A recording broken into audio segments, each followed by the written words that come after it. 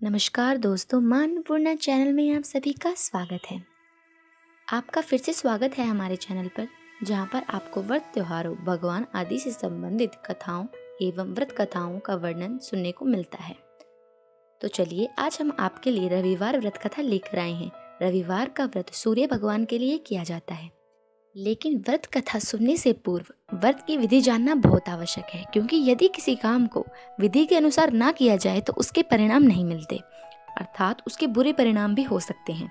तो चलिए पहले व्रत की विधि जान लेते हैं। सर्व मनोकामनाओं को पूर्ण करने वाले रविवार के व्रत को सर्वश्रेष्ठ व्रत माना जाता है, जिसकी विधि कुछ इस प्रकार है। सुबह नहा धोकर स्वच्छ वस्त्र धारण करने के बाद व्रत रखना चाहिए।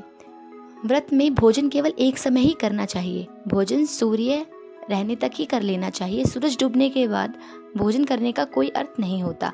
यदि किसी कारणवश सूर्य रहने पर आप भोजन ना कर पाएं तो अगले दिन सूर्य उदय होने पर अर्घ देकर भोजन किया जा सकता है।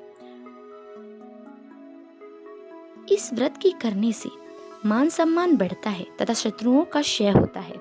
आंख की पीड़ा के अतिरिक्त अन्य सभी पीड़ाएं दूर होती हैं। तो चलिए अब कथा आरंभ करते हैं। कथा कुछ इस प्रकार है। एक बुढ़िया थी। उसका नियम था कि वह प्रति रविवार को सवेरे ही स्नान आदि कर पड़ोसन की गाय के गोबर से घर को लीप कर तैयार कर सूर्य भगवान को भोग लगाकर ही स्वयं भोजन किया करती थी। ऐसा करने से तथा इस व्रत को करने से उसका घर धन धान्य तथा आनंद से परिपूर्ण था। इस तरह कुछ दिन बीत जाने पर उसकी पड़ोसन विचार करने लगी कि यह वृद्धा सर्वदा मेरी गाय का गोबर ले जाती है, इसलिए अपनी गौ को घर के भीतर बांधने लग गई।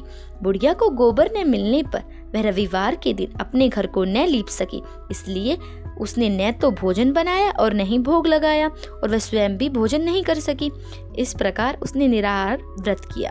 रात्रि हो गई और वह भूखी सो गई। रात्रि में भगवान ने उसे स्वप्न दिया और भोजन न बनाने तथा भोग न लगाने का कारण पूछा। वृद्धा ने गोबर न मिलने का कारण सुनाया।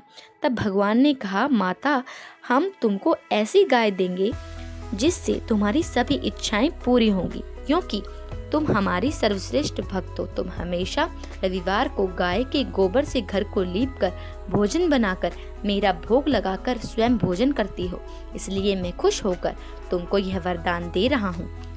अंत समय में इससे मोक्ष मिलेगा।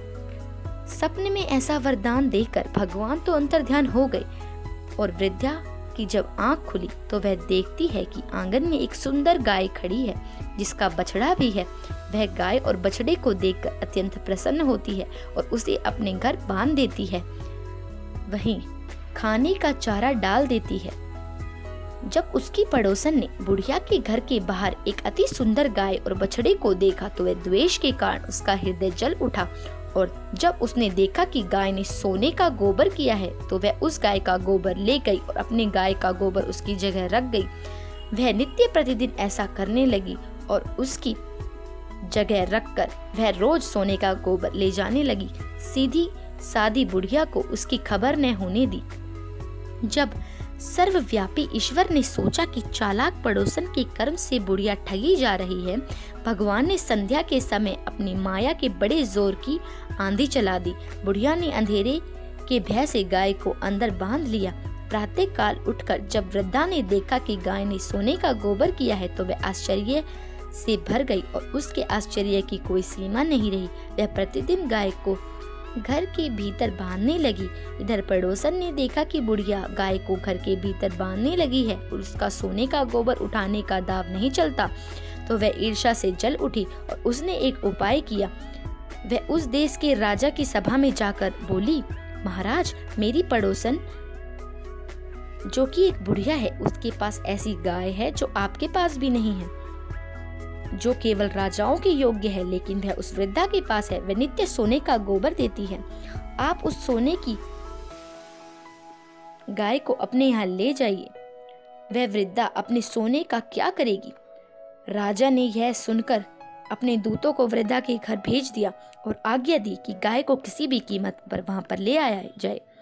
वृद्धा प्रातः ईश्वर का भोग लगा भोजन ग्रहण करने ही जा रही थी कि राजा के कर्मचारी गो खोलकर ले गए। वृद्धा काफी रोई और चिल्लाई, किंतु कर्मचारियों के समक्ष कोई कहाँ चल पाता।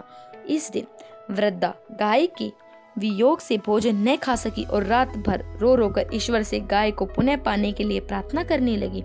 उधर राजा गाय को देखकर बहुत प्रसन्न हुआ, लेकिन सुबह जैसे ही वह उठा सारा महल गोबर में भरा देखकर वह बहुत क्रोधित हुआ और वह राजा बहुत घबरा गया।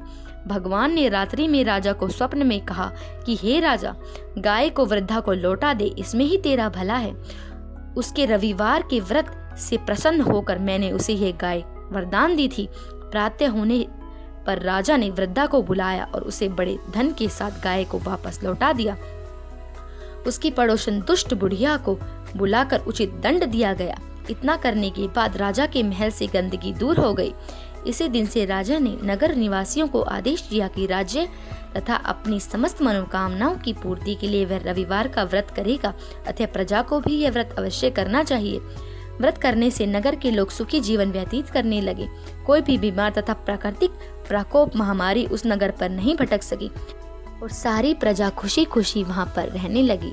राजा का राज्य बहुत खुश रहने लगा। तो बोलिए श्री सूर्य भगवान की जय।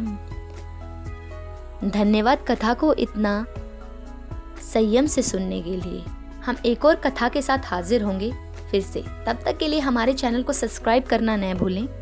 धन्यवाद।